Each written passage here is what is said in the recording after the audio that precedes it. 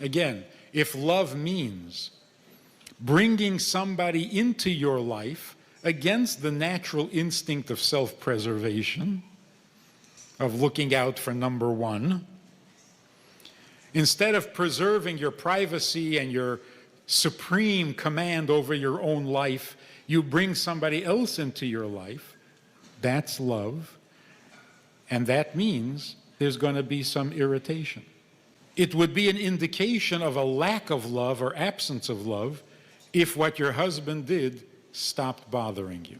If what your wife does no longer concerns you, you don't love her. But if she's still driving you crazy, you love her. No one can drive you crazy if you don't love them. Hello dear viewers, in today's episode, we want to know what love means to other religions. As this Love Move TV is concerned, we learn more about the love stuff even across religions. Some of you have chosen to spend the weekend here, Shabbos here, because it's a good way to spend Shabbos. It's a good place to spend Shabbos. Some of you actually came here because the title of the talk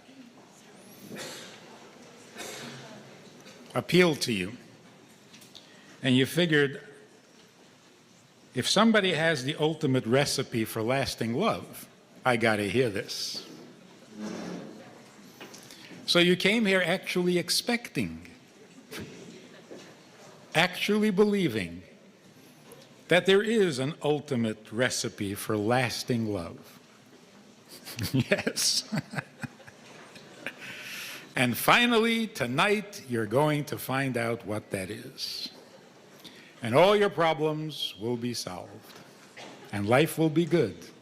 And we will all live happily ever after.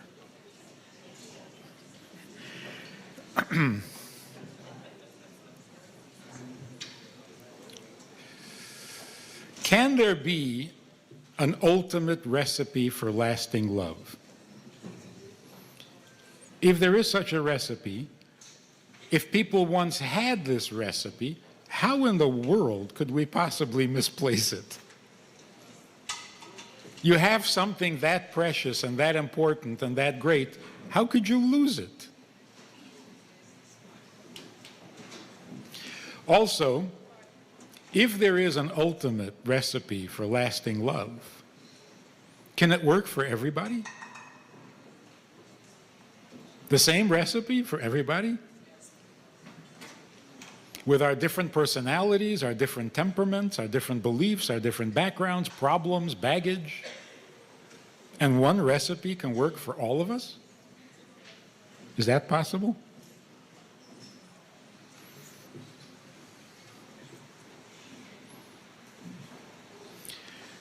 Maybe what we need before we start is a broader definition of the word love. Because if we give it a narrow definition, then it can't possibly apply to everybody. If we have a narrow definition of love, it becomes very hard to find that love. If you have a narrow definition of love, then someone can love you very intensely and very real, but it's not the definition you have for love, and therefore you will not accept it, you will not benefit from it, you won't enjoy it. And that's why it is not a cop-out when we give love very general and broad definition. It's not because we can't pin it down and we can't be precise about it, but because it's not right to restrict love. It's not right to minimize it and limit it to one narrow definition. We could be cheating ourselves out of something very precious. In marriage, pretty quickly that when a husband and wife can't get along, are not getting along, it's not that they don't love each other. That way. I want to be loved. Wow, what a powerful teachings. For you to know more about what love is, please subscribe to this channel and do like the page. We are here for you. See you in the next episode.